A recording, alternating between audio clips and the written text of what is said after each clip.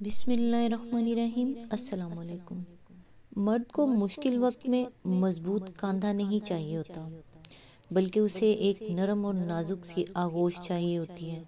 بچپن میں تو یہ سہارا اسے ماں یا بہن دے دیتی ہیں، لیکن شادی کے بعد مرد اپنی بیوی سے اسی اخلاقی اور جذباتی حمایت کی امید لگا لیتا ہے۔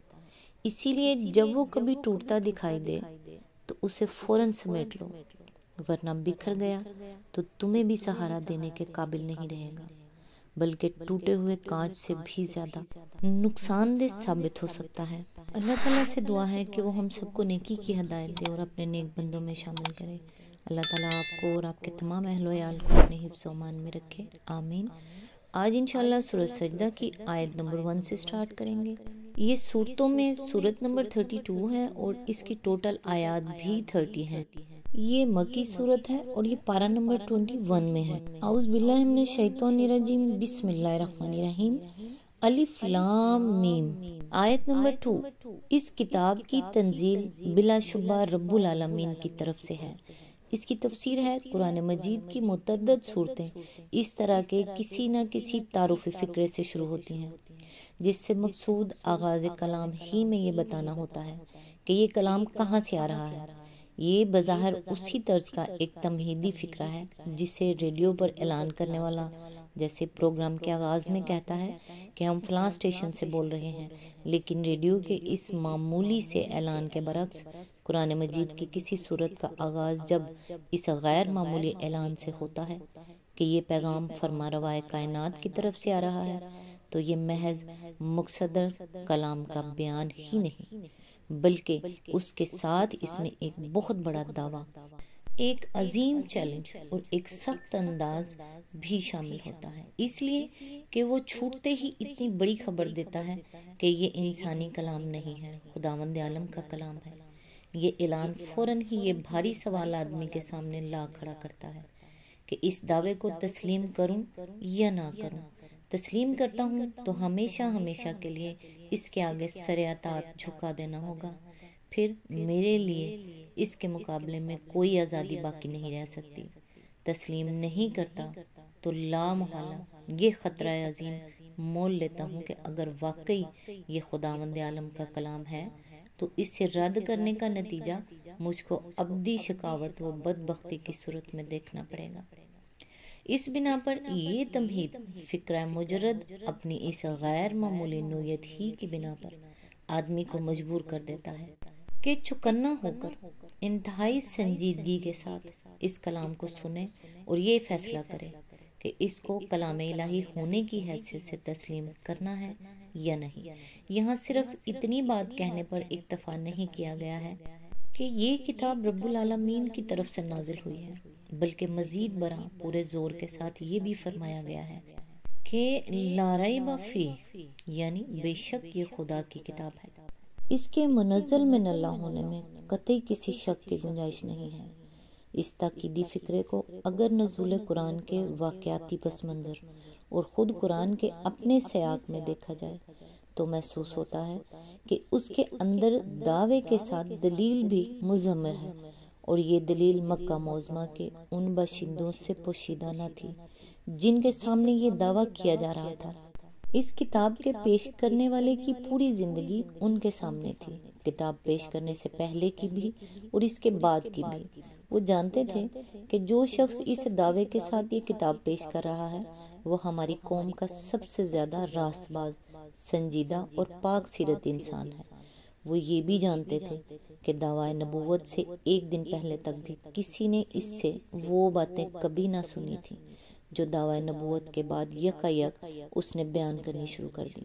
وہ اس کتاب کی زبان اور طرز بیان میں اور خود محمد صلی اللہ علیہ وآلہ وسلم کی زبان اور طرز بیان میں نمایاں فرق پاتے تھے، اور اس بات کو بداہتاً جانتے تھے کہ یہ ایک ہی شخص کے دو سٹائل اتنے صریح فرق کے ساتھ نہیں ہو سکتے۔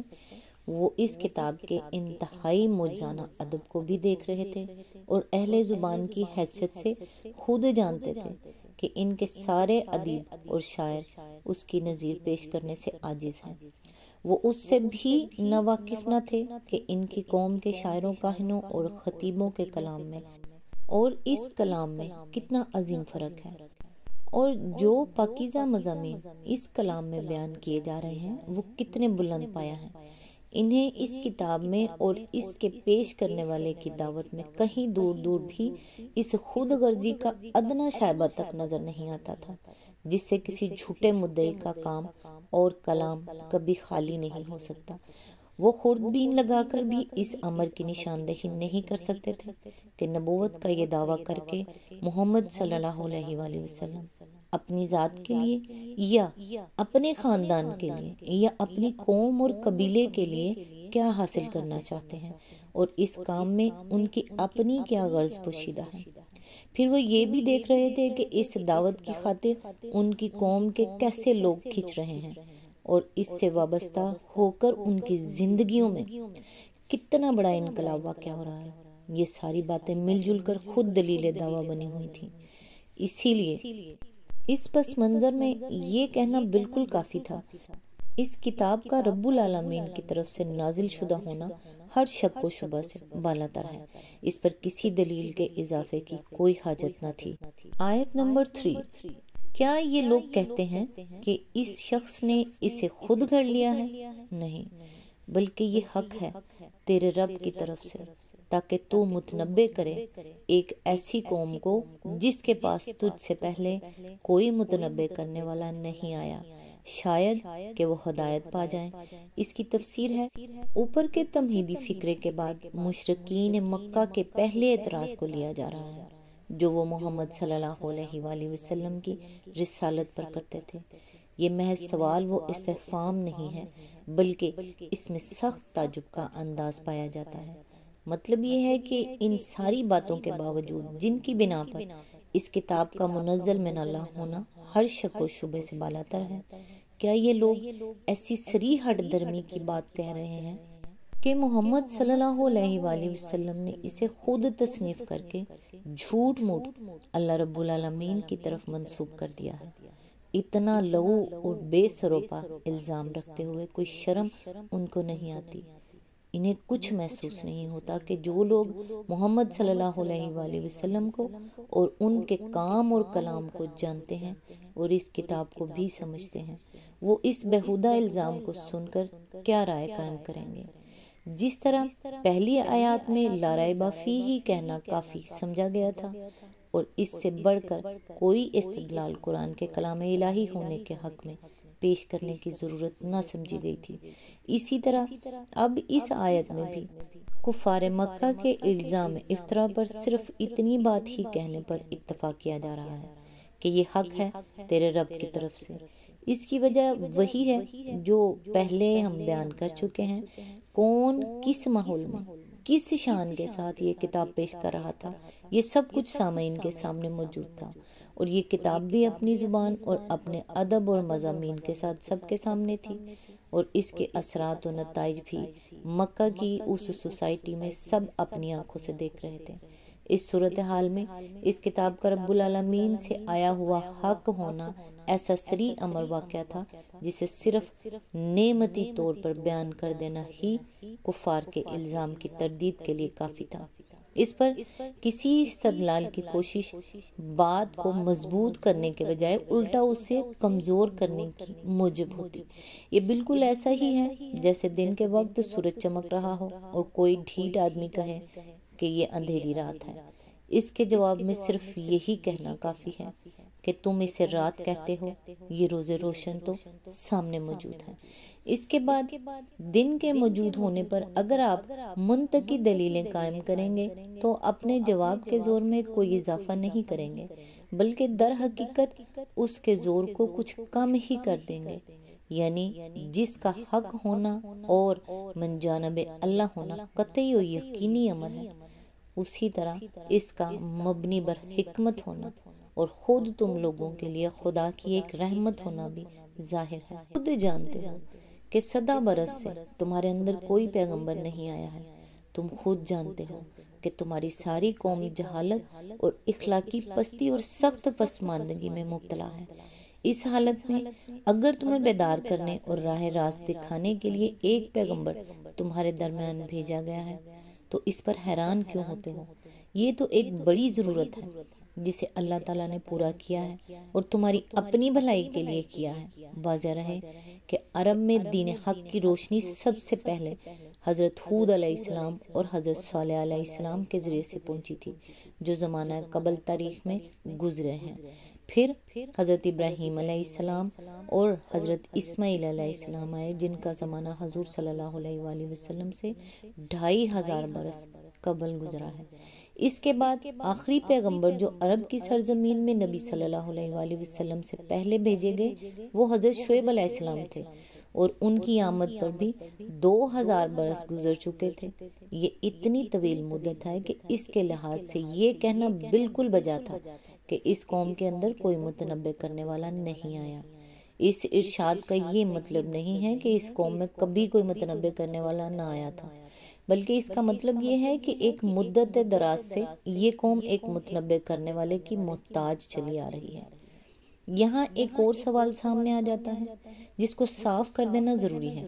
اس آیت کو پڑھتے ہوئے آدمی کے ذہن میں یہ کھٹک پیدا ہوتی ہے کہ جب نبی صلی اللہ علیہ وآلہ وسلم سے پہلے 100 برس تک عربوں میں کوئی نبی نہیں آیا تو اس جاہلیت کے دور میں گزرے ہوئے لوگوں سے آخر باز پرس کس بنیاد پر ہوگی؟ انہیں معلوم ہی کب تھی کہ ہدایت کیا ہے اور ضلالت کیا ہے؟ پھر اگر وہ گمراہ تھے تو اپنی اس گمراہی ذمہ دار وہ کیسے قرار دیے جا سکتے ہیں؟